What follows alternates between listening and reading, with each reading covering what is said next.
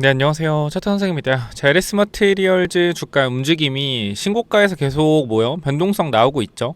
일단 미리 말씀드리지만 저는 가지고 있다가 수익 실현 다 했습니다. 그리고 수익 실현 했기 때문에 영상을 찍는 거예요. 계속해서 가지고 있어서 영상을 못 찍고 있었다가 그냥 어느 정도 어차피 저 종목이 많으니까 이것저것 그래서 요거 수익 실현하고 더 갈 것 같거든요. 그래서 요거 일단 좀 설명을 드리려고 해요. 얘가 왜 도대체 움직일 수 있겠냐. 첫 번째 일단 2차 전지를 제가 좋게 보는 건 아니거든요. 2차 전지 쪽을 좋게 보는 건 아닌데 일단은 우리가 2차 전지 ETF 그죠? 2차 전지 ETF 아니죠. 코스닥 150 ETF 효과로 주가들이 잘 움직이고 있어요. 코스닥 종목들이. 자, 근데 LS 머티리얼즈 제가 왜 주목을 하냐면 첫 번째로 이제 코스닥 150에 들어가는 종목이요. 보시면은 자, 코스닥 150에 들어가는 종목인데 중요한 거는 코스닥 150 액티브 ETF가 출시가 됩니다. 액티브 ETF. 자, 이 액티브랑 패시브 ETF랑 다른 게 뭐냐면요. 이 패시브 같은 경우는 내가 만약에 150억이 돈이 들어왔다. 여기 ETF에. 그러면 1위부터 150의 코스닥 종목을 비율대로 나눠서 공평하게 삽니다. 그러니까 시총 1위가 당연히 시총이 크기 때문에 많이 사는 거겠죠, 주식을.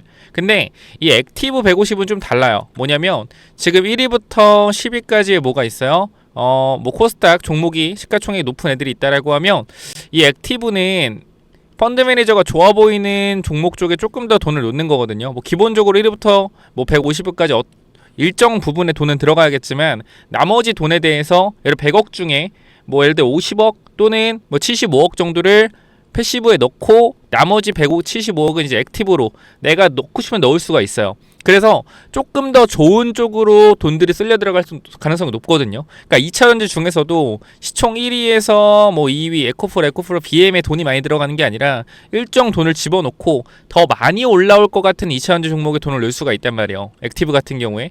그럼 내가 펀드 매니저라고 했을 때는 뭘 볼까라고 하면 LS 머티리얼즈 볼 것 같아요. 일단 최대 주주가 LS 전선이기도 하고 그 가장 중요한 이유가 뭐냐면은 이 친구들이 현재 실적이 좀 안 나오는 편이에요. 실적이 좋지가 않습니다. 근데 이 실적이 좋아질 가능성에 대해서 베팅을 할 수가 있는데 이 부분들이 뭐가 있냐면 ESS 관련된 부분 중에 하나인데 자, 데이터 센터 있죠. 데이터 센터를 지을 때 ESS 배터리가 들어가는 거 다들 아시죠? 근데 중요한 거는 이 LS 머티리얼즈가 ESS 관련된 사업은 안 하지만 사업은 안 한다라고 하기보다는 울트라 커패시터라고 있죠. 울트라 커패시터.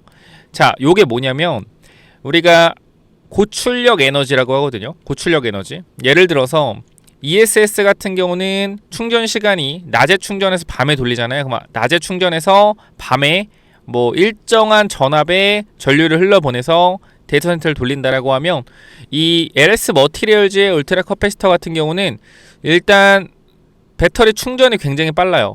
충전이 빠르고 한 번에 이 전압을 세게 넣을 수가 있어요. 그래서 어떻게 보면은 근데 그럼 ESS만 좀 쓰면 되는 거 아니에요? 굳이 한 번에 충전이 빠르고 한 번에 전압이 높은 전압을 보낼 수 있는 울트라 커패시터가 왜 필요할까라고 생각할 수 있는데 우리가 그거를 알아셔야 돼요. 데이터 센터를 돌리다 보면 자, AI가 연산을 할 거지 않습니까? 그죠? 그 GPU가 돌아갈 거 아니에요. 근데 순간적으로 연산이 빠르게 몰리는 시간이나 그러니까 많은 사람들이 한 번에 사용하는 시간이나 아니면은 어떠한 그 데이터에 대해서 빠르게 좀 연산이 돌아가는 상황이 생겼을 때 한 번에 많은 전력을 잡아먹거든요. 그럼 이때는 ESS가 이 전류가 흐르는데 일정한 전압이 흐르기 때문에 한 번에 많은 전압을 딱 줄 수가 없어요. 그럼 순간적으로 대선도 어떻게? 순간적으로 ESS가 있다고 하더라도 뻐벅거릴 수 있겠죠. 그러니까 느리게 연산이 진행될 수 있단 말이에요. 그럼 그런 부분들을 울트라 커패시터가 너 좀 연산하기 벅차 보인다. 전압이 부족한 거야? 울트라 커패시터가 왜 한 번에 많은 전압을 빡 쏴주는 거예요. 순간적으로. 그럼 연산이 어떻게 순간적으로 전압이 필요한 구간에서 전압이 딱 들어오면서 연산이 좀 더 빠르게 돌아가는 거죠. 그래서 이 부분들이 사실상 들어가는 부분들이 있을 수 있단 말이에요. 있을 수 있는 게 아니고 들어간대요. 이건 제가 어쨌고 공부를 해본 거기 때문에. 그럼 ESS 시장 결과적으로 커지면서 울트라 커패시터도 반드시 일단 들어가 줘야 된다고 데이터 센터에. 그럼 이거 우리가 좀 길게 봤을 때 이게 단기적인 테마로서 엮여서 주가가 움직일 가능성이 있다 없다? 가능성이 있다라는 거죠. 그리고 제가 좀 말씀을 드리고 싶은 거는 이 친구가 지금 패턴 자체를 보면은 물론 주식을 차트로 하는 건 아니지만 우리가 보시면 어때요, 여러분들?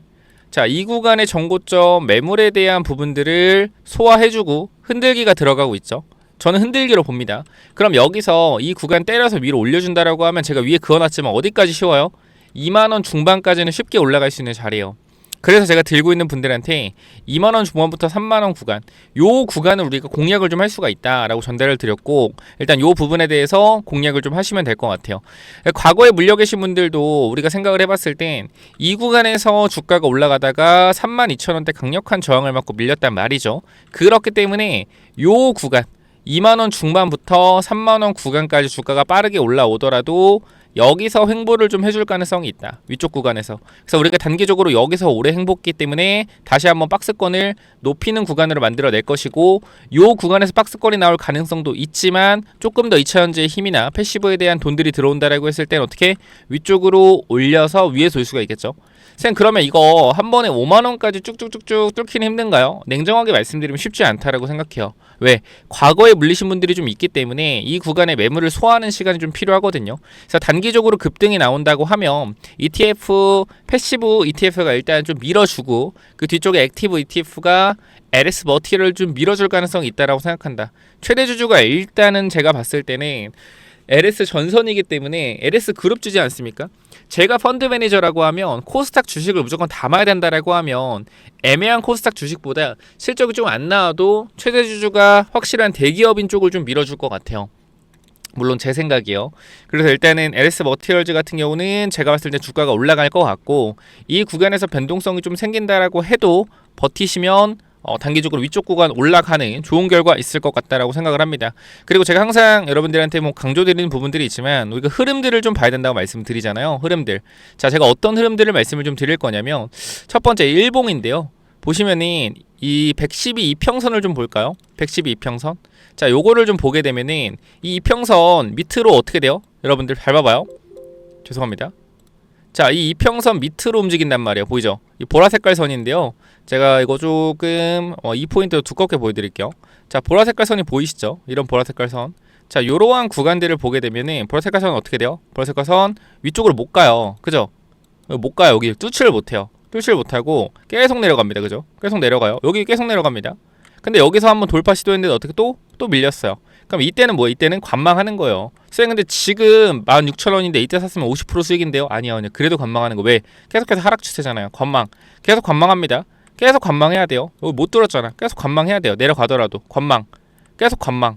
못 뚫잖아. 관망해야 돼요. 사면 안 돼. 사면 안 돼요. 사면 안 돼요. 사면 안 돼요. 계속 밀리죠.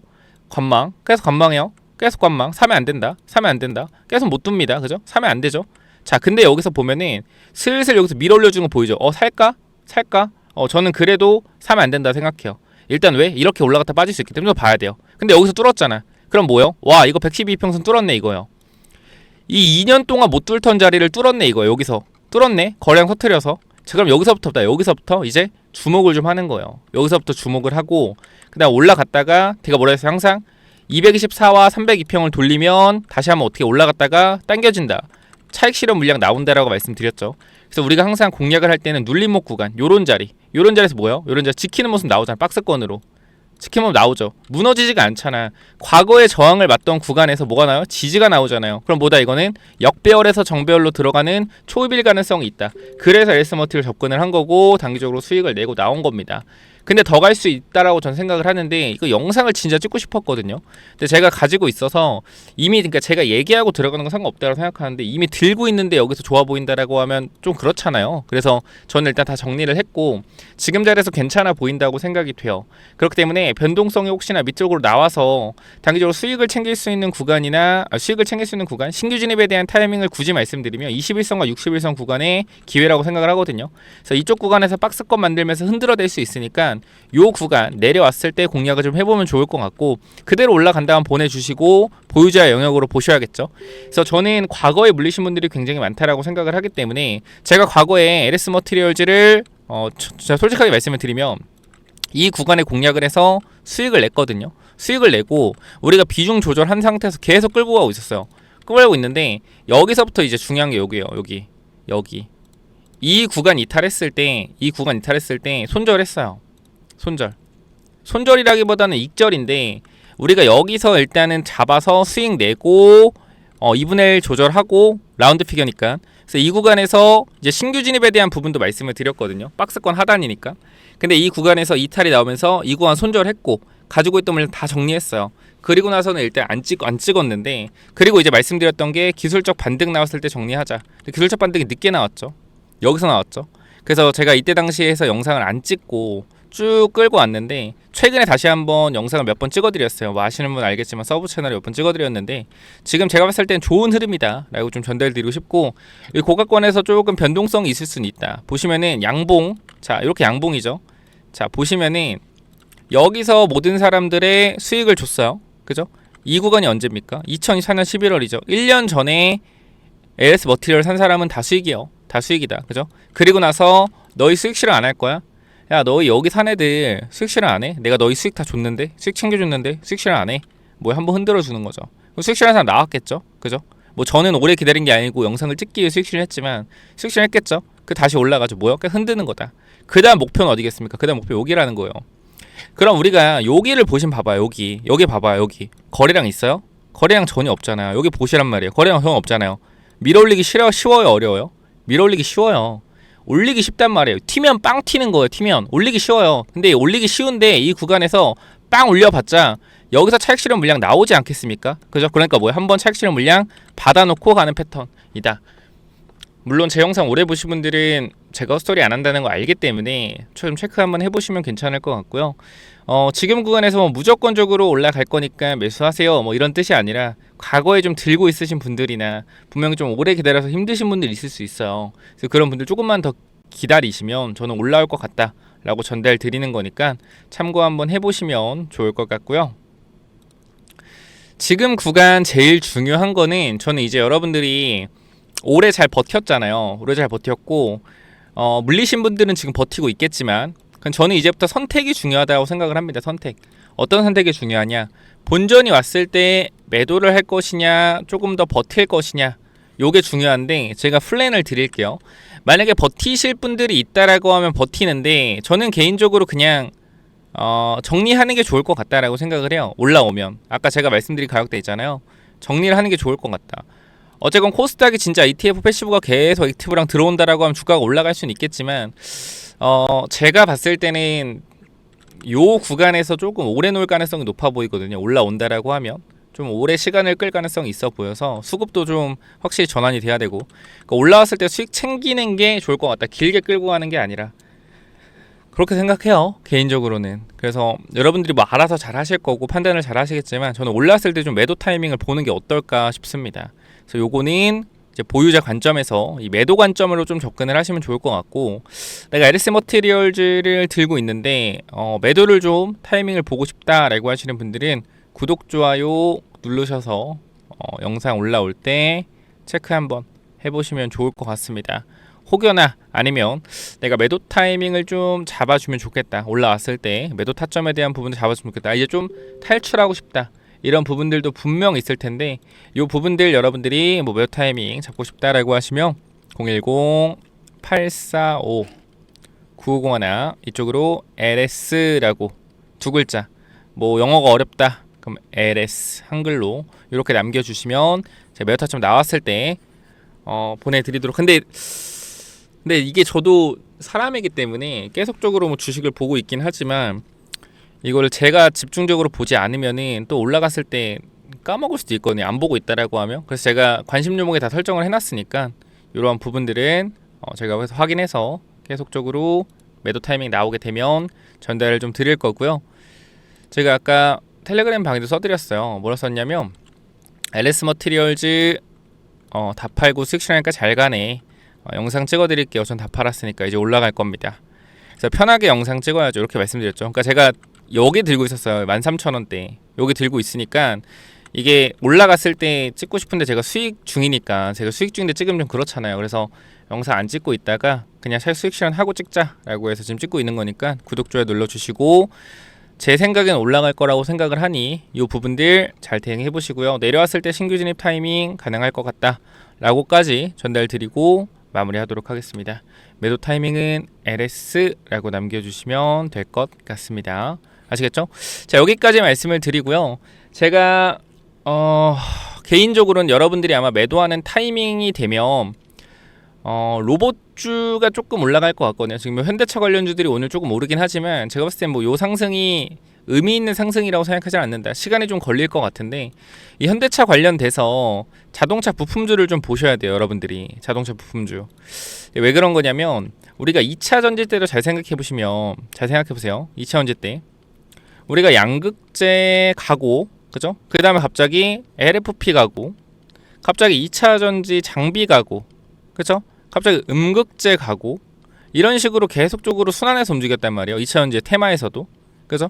그럼 우리가 지금 생각해봐야 하는 게 로봇 테마가 돌고 있다고 생각하셔야 돼요. 로봇 테마 돌고 있어야 생각해야 되고 로봇 안에서도 로봇의 뇌가 되는 부분, 로봇의 하드웨어가 되는 부분, 그러니까 로봇의 손가락이 되는 부분, 그 로봇의 배터리가 되는 부분들이 이제 다 이어지면서 움직이고 있는데 이제 저는 마지막 퍼즐이 현대차라고 생각을 해요. 현대차 주가가 많이 오를 것 같거든요. 근데 대신에 시간이 좀 걸릴 것 같아요. 횡보를 할 거기 때문에 얘가 좀 눌렸을 때 현대차를 모으시는 것도 괜찮다라고 생각을 하고 내가 조금 수익에 대한 부분들을 빠르게 챙기고 싶다라고 했을 때는 좀 시총이 낮은 종목을 공략을 해볼 필요가 있습니다. 계양전기 얘가 막 한 번에 10배가 올랐는데 뭐 얘 같은 경우는 특이 케이스긴 해요.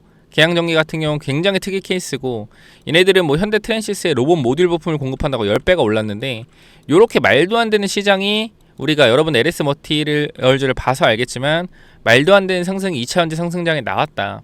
지금 뭐 거래 정지당한 자이글이나 뭐 이런 종목들 보면은 막 20배씩 올라갔죠. 얘나 뭐 RF세미. 그래서 자동차 부품주 중에서 이런 종목들이 나올 가능성이 굉장히 높아요. 이렇게 미친 듯이 올라가는 보시면은 막 2,000원에 3만원까지 그냥 올라가죠. 그래서 우리가 자동차 부품주를 좀 공략을 해야 되는데 시총이 큰 종목은 저렇게 못 가죠. 뭐 만도같이 이런 종목은 시총 3조인데 어떻게 저렇게 가겠습니까? 그래서 시총 낮은 종목 쪽에 자동차 부품주에서 실적이 좀 좋은 애들이 있다라고 하면 혹시나 로봇 사업이 엮여 있는 부분들이 있다라고 하면 반드시 공략을 좀 해보시고 내가 그런 부분들 조금 시총 낮은 종목들 중에 그나마 좀 괜찮은 종목들 공유를 좀 받고 싶다라고 하시면 요 부분은 현대차 관련된 이 종목 부품이라고 남겨주시면 전달 드릴 거니까 체크 한번 해보셔라 라고 말씀드릴게요. 아시겠죠? 그래서 부품주는 또 뭐냐면은 자, 이 자동차 부품 관련된 히든 종목 뭐냐면은 자 일단 요거부터 말씀을 드릴게요. 이 회사가 뭘 하고 있냐면 지금 보스턴 다이나믹스의 로봇 산업 확장에 대해서 여기가 이제 기존 핵심 파트너이기 때문에 로봇 공급망에 진입할 가능성이 높습니다. 제가 항상 말씀드리지만 자동차 부품사들 중에서 현대차와 이 벤더를 이루고 있는 회사들을 주목해야 된다 말씀드렸는데 이 친구는 지금 시총이 낮기 때문에 계속 주가가 올라가고 있어요. 그래서 요거는 제가 히든 종목 말씀드린다는 점 다시 한번 전달을 드리고요.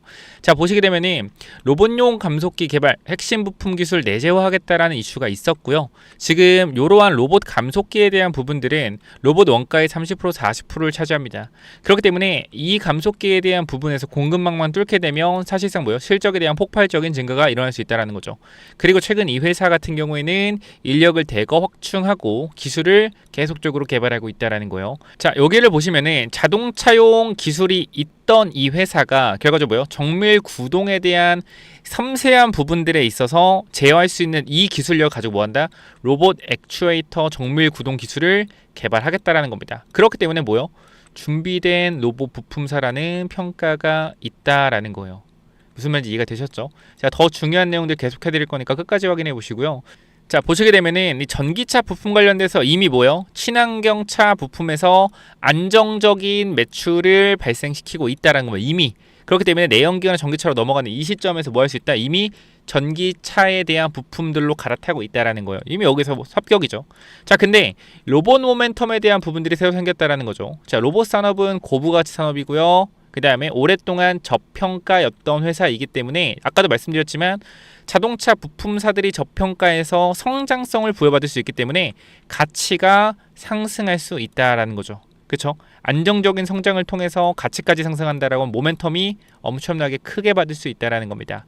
자, 그래서 여기 보면은 재무제표 같은 경우에는 자산에 대한 부분들, 자산 총기가 계속 늘어나요. 그죠? 회사의 외형적인 부분들이 계속적으로 매출도 보면 커지고 있다. 이건 3분기고요. 계속적으로 뭐였어요? 성장하고 있다라는 거죠. 이익이 뭐요? 안정적이고요. 그죠? 여러분 시가총액이 1,000억인데 영업이익이 200억, 300억이면 말 다 했죠, 사실. 참고로 지금 그 정도지 그 전에는 더 심했다라는 거예요. 너무 저평가다. 그래서 여기를 보게 되면 실적에 대한 부분들을 보시면 어때요, 여러분들? 실적이 매출이 꾸준하게 늘고요. 영업이익 안정적이게 나오고 있죠. 자, 이 회사 주목을 하셔야 된다라는 거고. 자, 보시면은 우리가 이제 리스크 관리에 대한 부분들 확인을 해야 되는데 단기적으로 주가 이렇게 올라가고 있어요. 그죠? 이렇게 올라가고 있기 때문에 단기적인 개미 털기를 주의해야 된다. 그죠? 매집이 완료된 게 아니라 올리면서도 지금 공격적인 매집을 하고 있다라고 하면 뭐요? 변동성에 대한 부분 나올 수 있다. 그럼 뭐요? 타점을 잡아놓고 기다리면 된다라는 거죠. 그렇기 때문에 이 종목 주목하라라고 말씀을 드리는 거고요. 그 다음에 항상 뭐요? 재료의 실체를 중요하다. 감속기 한다는 거 오케이. 여기까지는 오케이. 한다는 거 오케이. 근데 감속기 성공하겠느냐? 그죠? 성공하겠느냐? 못할 수도 있죠. 근데 뭐요? 그거에 대한 기대감으로 계속적으로 주가는 올라갈 거라는 거. 언제까지? 그게 확인될 때까지. 앞으로 몇 년? 1년, 2년 걸린다라는 거예요. 그러니까 기대감으로 오를 때, 주가가 가파르게 오를 때 더 많이 오르면 먹고 나오면 된다. 그러니까 이거 꼭 체크 한번 해보시고. 자, 보시면 지금 차트가 이렇습니다, 여러분들. 밑에 구간에서 확실하게 매집이 들어온 게 눈에 보일 겁니다. 그죠? 거래량을 통해서 매집이 들어왔고요. 주가를 강하게 계속적으로 끌어올리고 있습니다. 그쵸? 그러니까 여기서 한번 개미 털기 할 수 있는 움직임 나올 수 있으니까 매집 준비하자라는 거 말씀드리면서, 자, 이쪽 볼게요. 이쪽 전체적으로 내려오는 추세적인 부분들을 돌려 세웠죠. 자, 거래량이 없이 정고점의 매물들을 그냥 밀어 올리고 있습니다. 뭐요? 거래량 없이 올린다? 매집이 여기서 끝났다. 공격형 매집 이후에 물량을 잠그고 나서 계속해서 올리는 흐름. 장중에 뭐야? 한번 털고 가는 패턴 나올 수 있겠죠. 과거에 제가 이러한 차트 하나 있는데 잠깐만 보여드리면, 저랑 잘 봐봐요. 잘 봐봐요. 이게 다 자동차 부품이었거든요. 물론 얘는 작전이지만 잘 보세요. 자, 추세가 어때요? 추세가 내려가고 있죠. 그죠? 내려가는 추세죠. 똑같죠? 내려가는 추세입니다. 그죠? 근데 여기서 어떻게 돼요? 거래량이 앞쪽 구간 들어왔었죠. 그리고 여기서 얘는 밑으로 한번 개미 털었죠. 그죠? 그리고 어떻게 돼요? 주가가 올라가죠. 이런 식으로. 그죠? 올라갑니다. 근데 중요한 거 봐봐요. 올라가는데 중간에 뭐 해요? 한번 털어주는 흐름. 강력하게 털어주는 흐름 나오죠. 이런 식으로. 얘 주가 어떻게 됐다? 보세요. 어떻게 됐어요? 이렇게 됐죠. 잘 보세요. 봐봐요. 이게 뭐예요? 이게 작전주예요. 이게 작전주라고요. 7번에서 어디까지? 17,000원까지. 이렇게 올라갔었다라는 거예요. 그쵸? 그렇기 때문에 지금 이 종목과의 흐름도 매우 비슷하죠. 이 종목이 무조건 여기 간다는 게 아닙니다. 그러나 가능성이 높다라는 거죠. 왜? 결과적 시총도 낮고, 그래서 이거를 많이 못 알려드린다라고 전달을 드리는 거니까 참고하시고요. 보시게 되면은 현재 구간에서 이 종목 여러분들이 꼭 체크 한번 해봤으면 좋겠다라고 말씀을 드리면서, 내가 요거 한번 체크해보고 싶다라고 하시면 위쪽에 번호 남겨놓을 겁니다. 몇 번이죠? 010-845-9501. 이쪽으로 뭐요? 이쪽으로 부품이라고 두 글자 남겨주세요. 제가 확인해서 여러분들 보내드리도록 하겠습니다. 많이는 못 보내드리니까 꼭 보시면 받아가시기 바래요. 010-845-9501 이쪽으로 뭐라고요? 부품이라고 남기시면 됩니다. 아시겠죠? 여기까지 하고 마무리할게요. 감사합니다.